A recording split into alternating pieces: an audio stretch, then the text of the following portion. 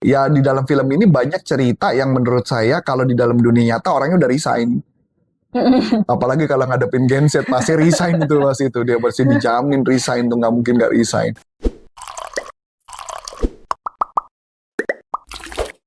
Kalau kamu pernah nonton My Stupid Boss, pasti gemes banget lihat karakter bossman yang suka nyuruh asal nggak mau dengerin ide dan ngatur semuanya tapi nggak ngerti konteks. Lucu sih, tapi juga jadi sindiran keras buat banyak pemimpin di dunia nyata. Di episode kali ini, saya dan Coach Arif bakal bongkar gimana caranya supaya kita nggak jadi bos toksik dan gimana NLP bantu leader komunikasi lebih manusiawi dan efektif. Penasaran kan? Yuk langsung aja kita tanya dengan Coach Arif. Halo Coach. Halo. Oke Coach, ini ada pertanyaan yang cukup menarik sih buat saya ya Coach ya. Biar saya juga paham nih terkait leadership. Nih Coach, kalau misalnya kita lihat dari sudut pandang NLP ya Coach ya, kenapa ada pemimpin seperti bossman yang susah banget dengerin orang lain? Itu Di karena film Stupid Boss ya. Betul. Ini kan takutnya yang nonton nggak bengong nih bossman siapa nih gitu kan ya. iya, karakternya di My Stupid Boss. Nah, itu tuh apa karena pola pikirnya atau memang ada belief tertentu Coach?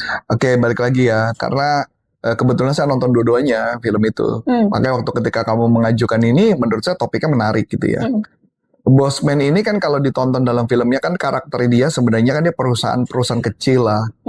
Dan dia ngerasa ya di dalam film ini banyak cerita yang menurut saya kalau di dalam dunia nyata orangnya udah resign. Apalagi kalau ngadepin Gen Z pasti resign itu pasti itu dia pasti dijamin resign tuh nggak mungkin nggak resign. Tapi lucunya mereka bertahan kerja di sana.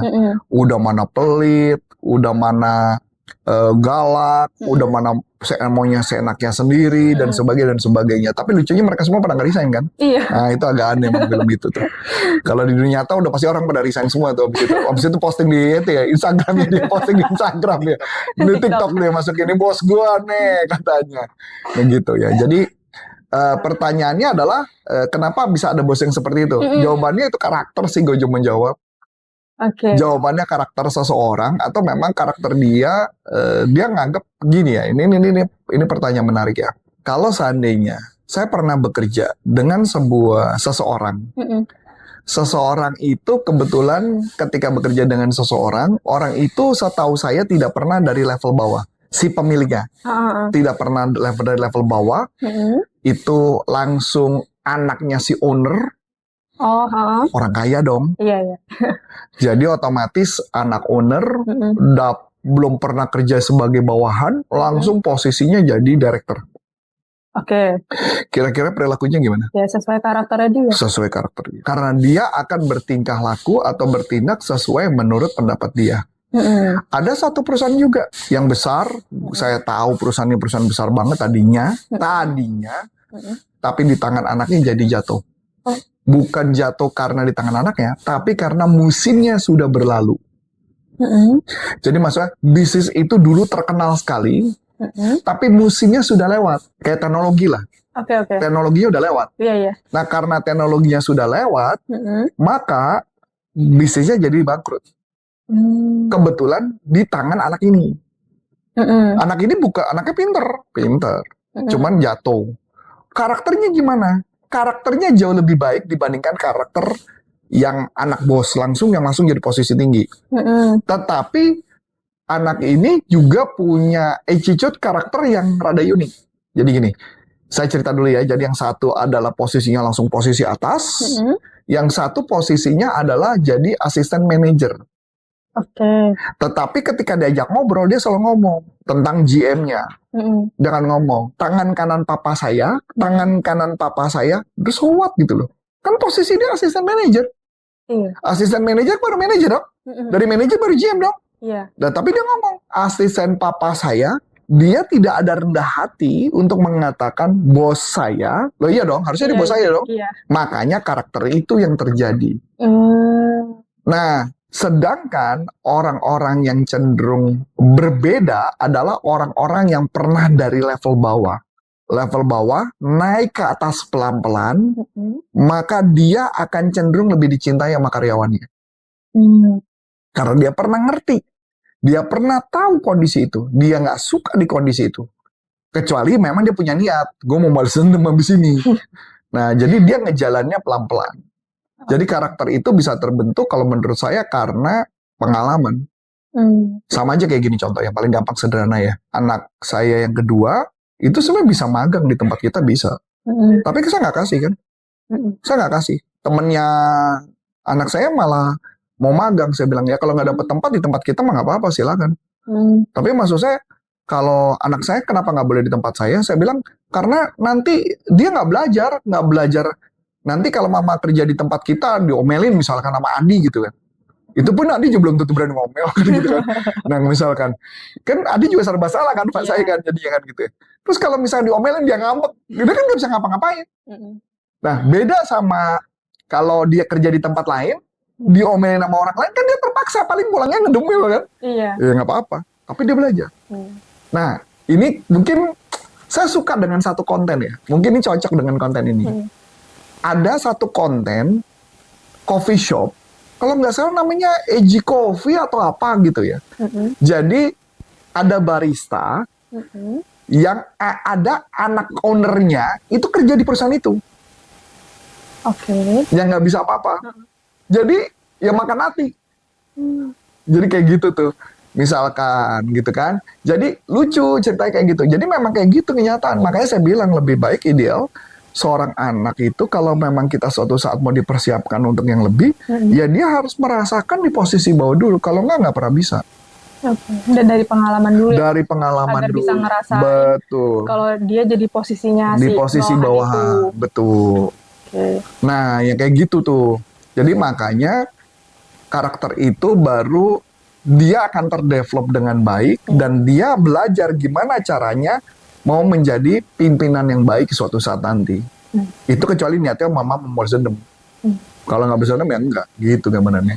Oke. Nah, ini selintas ya Coach ya. Tiba-tiba tuh. Boleh, karena silakan. Coach kan tadi bilangnya terkait karakternya. Karena udah karakternya. Nah, sebenarnya kalau misalnya di dalam NLP ya Coach ya. Karakter dengan pola pikir itu apakah dia sinkron atau enggak Coach? Nah, ini menarik nih. Kita coba bicara dulu karakter itu tercipta karena apa? Satu. Pertama, dimulai dari pikiran. Pikiran itu menjadi tindakan. Soalnya ya, pikiran menjadi sebuah tindakan. Kamu mikirin dulu, baru menjadi sebuah tindakan. Saya mikir tentang saya mau punya badan bagus. Saya mau tubuh saya sehat. Saya punya target visi saya adalah saya mencapai umur 100 tahun. Dengan kondisi sehat. Dan tahu nggak di Instagram saya isinya? Isinya Instagram saya adalah umur 60, 70, 80 pria maupun wanita yang masih sehat. Yang badannya bagus. Yang jalannya masih tegak. Jadi kadang-kadang malam saya suka lihat Instagram gitu. Wih, gila, umur 70. Wih, badannya masih bagus. Gitu kan? Saya kadang-kadang ngasih lihat ke istri saya gitu ya. Rambut udah putih semua. 85. Saya kasih lihat istri saya. Nih, wih, ngangkat bebannya. Kuat. Itu menjadi pikiran saya. Karena saya diisi pikiran saya adalah saya mau menuju ke sana. Pikiran dulu. Dari pikiran menjadi tindakan. Betul dong? Karena saya berpikir terus-menerus di Instagram saya. Kamu kan juga attach ke Instagram saya kan? Bisa ngeliat tuh di punya saya. Memang ada badan-badan cowok seksi dan pria seksi, tapi rata-rata yang umur-umur tuh. Saya cuma mau lihat. Jadi kalau anak-anak muda yang seksi saya nggak tertarik tuh. Karena menurut saya ya wajar masih muda. Iya dong. Tapi kalau yang senior-senior, wah ini menarik nih. Kayak kelihatannya awet muda ternyata umurnya udah sekian. Iya, gitu ya. Ada yang badannya gede, gemuk, terus menjadi kurus, terus langsing, cakep badannya, wih keren itu kan. Nah itu yang saya lihat. Nah, akhirnya menjadi tindakan saya. Setelah saya renungkan lama, barulah saya putuskan beli dumbbell. Setelah beli dumbbell, belilah macam-macam resistance band, sampai beli alat dan sebagainya. Ini nggak tertutup kemungkinan gue beli lagi nanti suatu saat kalau ada duit lagi saya beli lagi nih apa gitu. Cuma tinggal masalah rumahnya muat apa enggak aja gitu kan. Nah, tapi balik gambaran tersebut artinya maksud saya dimulai semua dari pikiran dulu. Baru menjadi tindakan. Nah, setelah melakukan, tantangan berikutnya apa? Menjadi kebiasaan. Ya dong. Saya latihan. Bisa nggak jadi kebiasaan? Nah, caranya Mesti berutin kan? Kalau nggak rutin nggak bisa. Menurut NLP, rata-rata 21 hari baru menjadi sebuah kebiasaan. Gitu ya, 21 hari, ada yang 90 hari baru menjadi kebiasaan. Ya kan? Makanya Mas itu kalau ingat nggak kamu waktu itu pernah kita lagi ngobrol begini, saya bilang tunggu dulu, saya tunggu 3 bulan dulu. Karena saya tunggu 3 bulan dulu, kalau udah 3 bulan berarti saya udah jadi kebiasaan. Kalau belum 3 bulan, belum nih. Nah kayak gitu. Nah sekarang per hari ini saya udah masuk bulan ke-5, masuk bulan ke-6. Nah berarti pertanyaannya, ini udah jadi habit nih. Gitu loh. Jadi saya tahu urutannya. Urutan pertama di pikiran dulu, menjadi tindakan, tindakan menjadi habit. Oke, habit. Nah, setelah habit, maka apa yang terjadi? Jadilah karakter. Oh, karena kebiasaan itu tadi jadinya karakter dia membentuk kayak gitu. Betul. Okay. Jadi nanti kan orang bilang, oh karakter Coach Arif mah orangnya dia mau sehat. Oh dia nggak mau kalah dalam hidup. Apapun dia mau perjuangkan. Ya itu. Orang kalau ditanya latihan pertama kali gua sampai pas giliran latihan leg day itu kayak dunia muter. Waktu itu gue pernah pergi sama Adi bulan kedua, pergi ke meeting dengan badan gue gemeter, orang keringet dingin. Kenapa? Drop, kayaknya gulanya drop banget. Tapi maksudnya mau nunjukin bahwa itu momen-momen kritis yang dimana saya bisa berhenti dan tidak melakukan lagi. Bener dong?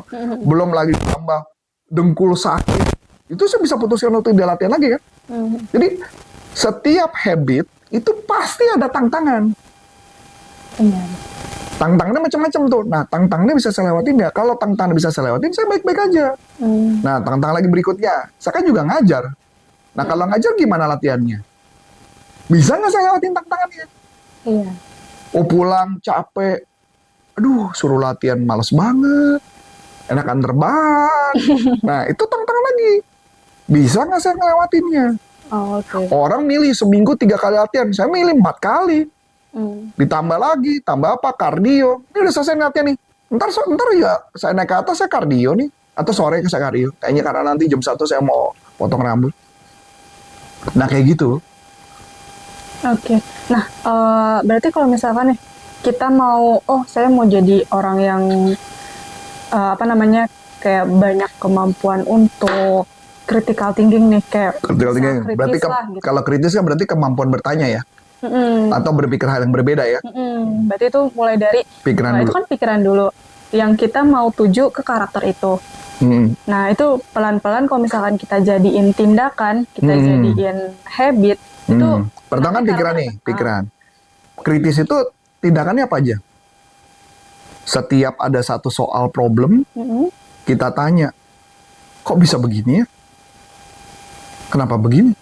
Oh, ngelatih bertanya-tanya. Iya. Kenapa bisa begini? Kenapa nggak begitu? Misalnya contoh sederhana ya. Penjualan nggak berhasil. Kalau orang yang tidak pakai critical thinking dia akan apa? Ya biarin, ya sudahlah memang bukan rezeki, kan gitu kan? Nah, tapi kalau critical thinking, kok nggak laku? Apa penyebabnya ya? Ini salah di mana nih? Apa yang harus dilakukan ya supaya bisa laku? Apa ya? Nah, kalau dia ngelakuin itu terus menerus, maka jadi tindakan kan? Iya. Terus kemudian tindakan itu belum sampai perbaikan loh. Baru mikir doang loh. Oh, oke. Tindakan kan balik lagi berikutnya itu kan tindakan juga berarti sebuah karakter lagi dong. Dia mau nggak melakukannya? Coba gue tes ya perubahannya. Gue tes yang gue pikirin bener nggak? Nah ketika sudah lanjutin lagi kan? Tahap berikutnya. Sama kayak saya waktu ketika pertama kali saya pengen bikin nulis buku. Saya cita-cita mau tulis buku ini cuma 15. 15 buku. Ketika 15 sudah berhasil, mulai males saya. Itu setengah mati loh mau bikin buku ke-16. Karena set di kepala saya cuma 15. Makanya kalau kamu ditanya saya, beberapa buku sekarang coach, gue juga lupa. Mungkin antara 20 atau berapa saya juga nggak tahu. Oh, udah sebanyak itu ya, Coach? Iya. Nah, kenapa? Karena karena menurut saya nggak keharusan kecuali gue bikin lagi goal.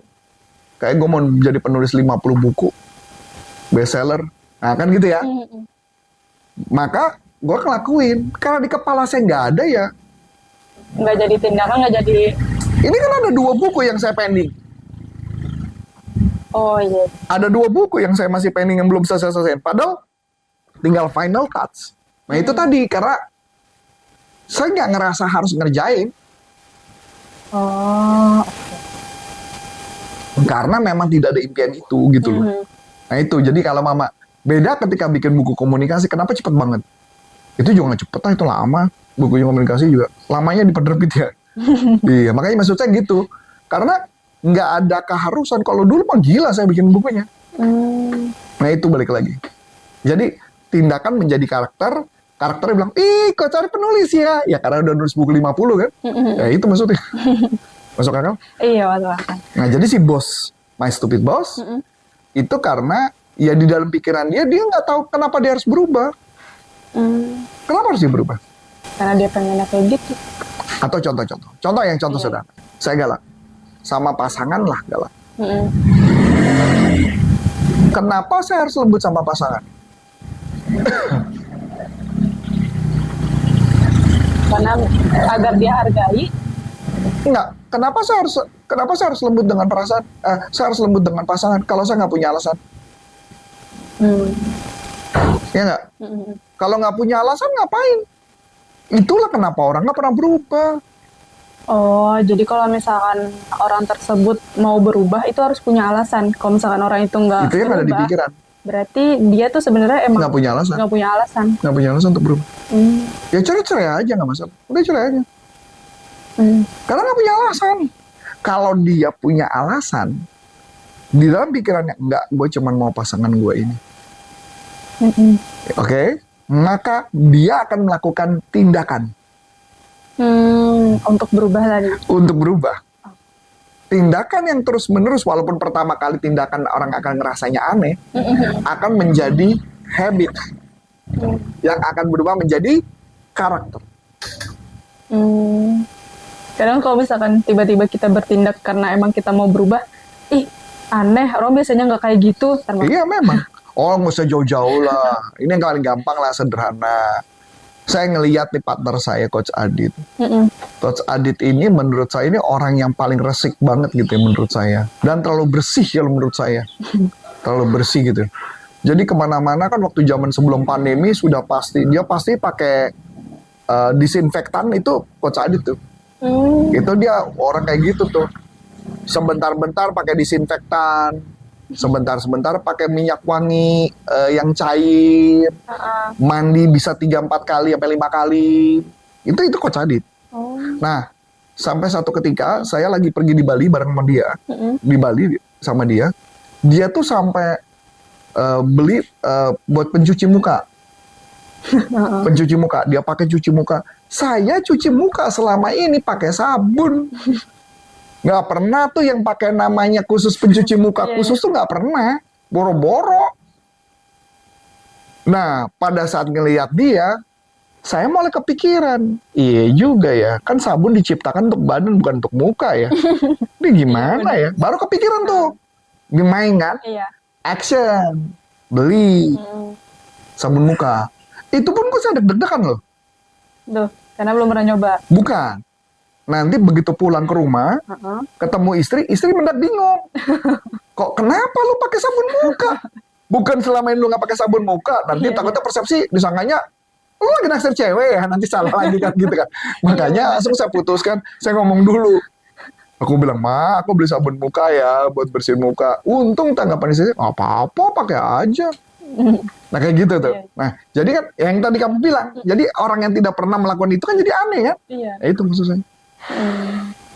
Ya kan sama aja yang orang yang sebelumnya nggak pernah olahraga terus mendadak olahraga, itu kan juga orang jadi bertanya-tanya, ini ada apa? Tapi buat saya sebagai seorang coach, saya harus punya setiap tahun sebuah kegiatan atau sebuah tindakan yang harus saya lakukan secara rutin. Kalau kan hidup tuh monoton banget ya. Saya nggak suka hidup monoton tuh, nggak suka. Jadi paling nggak tiap tahun tuh ada kegiatan baru, tindakan baru, terobosan baru, dan sebagainya. Begitu juga ketika seseorang mau jadi berubah jadi lebih baik, dia harus tahu alasannya di dalam pikiran dulu.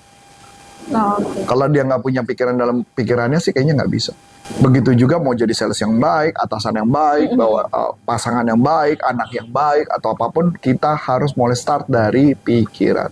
Wah, menarik banget nih teman-teman. Kalau misalkan teman-teman nih, menurut tadi kayak dari Coach Arif, kalau misalkan kita memang mau berubah, itu mulai dari pikiran terlebih dahulu. Apa sih alasan terselubung teman-teman mau berubah? Nah, itu teman-teman sebenarnya bisa banget ngebuka alasan tersebut. Kayak why-nya itu apa? Itu bakal diajarin banget di NLP bareng Coach Arif. Kalau misalnya teman-teman penasaran, langsung aja hubungi kontak yang ada di deskripsi ya. Mungkin cukup sekian dari aku, Aulia. Dan saya Coach Anton Syarif mengucapkan terima kasih, sukses buat sampai jumpa, NLP for Business untuk Indonesia. Bye-bye.